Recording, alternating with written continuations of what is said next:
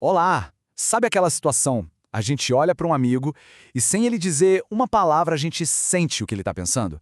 Ou percebe que um colega de trabalho está chateado? É quase uma mágica, né? Pois é, hoje a gente vai mergulhar fundo nessa habilidade incrível e, mais importante ainda, no que acontece quando ela simplesmente não existe.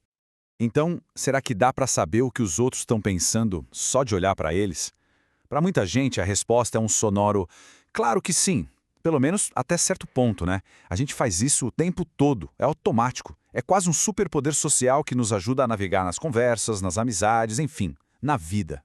Mas e se essa conexão falhar? E se essa habilidade de ler os outros simplesmente não estiver lá? É aí que a gente entra num território muito interessante, um fenômeno conhecido como cegueira mental.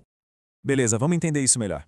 Essa capacidade de adivinhar o que se passa na cabeça dos outros, de sentir suas intenções, isso é a base de toda a interação humana.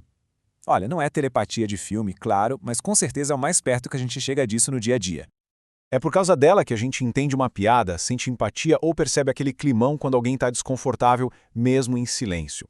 A gente está o tempo todo tentando prever o que o outro vai fazer, com base no que a gente acha que ele está pensando ou sentindo. Então, se essa intuição social é o padrão, o que acontece quando a gente olha para a exceção? O que a falta dessa habilidade nos ensina? É exatamente aqui que entra o conceito de cegueira mental. A definição formal é a seguinte: cegueira mental é a incapacidade que uma pessoa tem de atribuir estados mentais, ou seja, coisas como pensamentos, crenças, desejos, não só aos outros, mas às vezes até a si mesma. É bem profundo. E o resultado disso? O mundo social vira um quebra-cabeça confuso, sabe? Totalmente imprevisível. Pensa só, não conseguir entender por que alguém está feliz, ou triste, ou com raiva, ou por que fez determinada coisa. É uma desconexão gigante.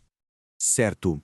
Para entender de verdade o que é a cegueira mental, a gente precisa falar sobre o oposto dela. Porque assim, os cientistas têm um nome técnico para essa nossa habilidade de ler mentes.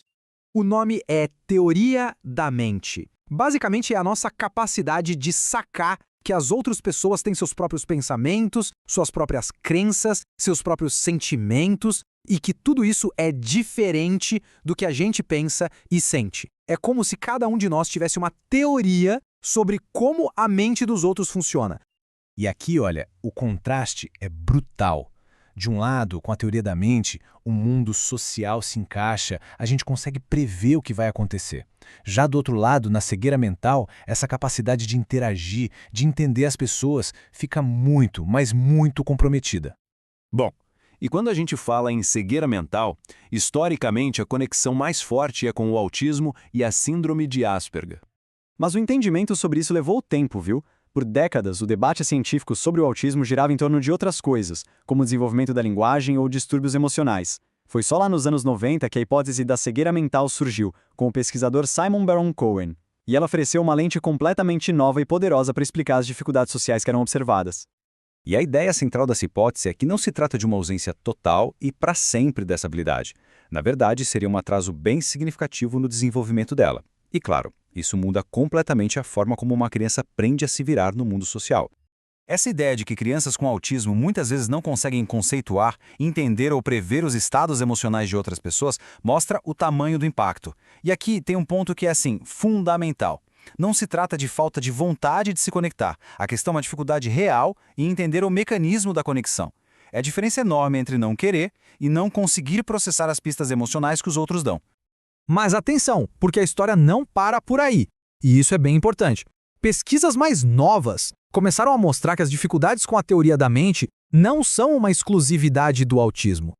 O conceito começou a ser usado para entender melhor desafios sociais em outras condições. Por exemplo, na esquizofrenia, onde a dificuldade de interpretar a intenção dos outros pode levar a delírios de perseguição, ou em quadros de demência, transtorno bipolar, até mesmo para entender variações do desenvolvimento considerado normal. Isso só mostra como a teoria da mente é uma função cerebral chave, sabe? No fim das contas, o grande ponto é que essa habilidade que para muitos de nós parece tão automática, tão natural, é, na verdade, um processo cognitivo super complexo e até meio frágil. E quando ele falha, as consequências na forma como uma pessoa experimenta o mundo são gigantescas. E tudo isso leva a uma reflexão importante, né? Talvez, diante de um mal-entendido, de uma falha de comunicação, a pergunta a se fazer não seja porque essa pessoa não me entende, mas sim, será que a gente está vendo o mesmo mundo? Entender a cegueira mental vai além de aprender sobre certas condições. É um convite para a gente ter mais consciência e empatia em todas as nossas interações.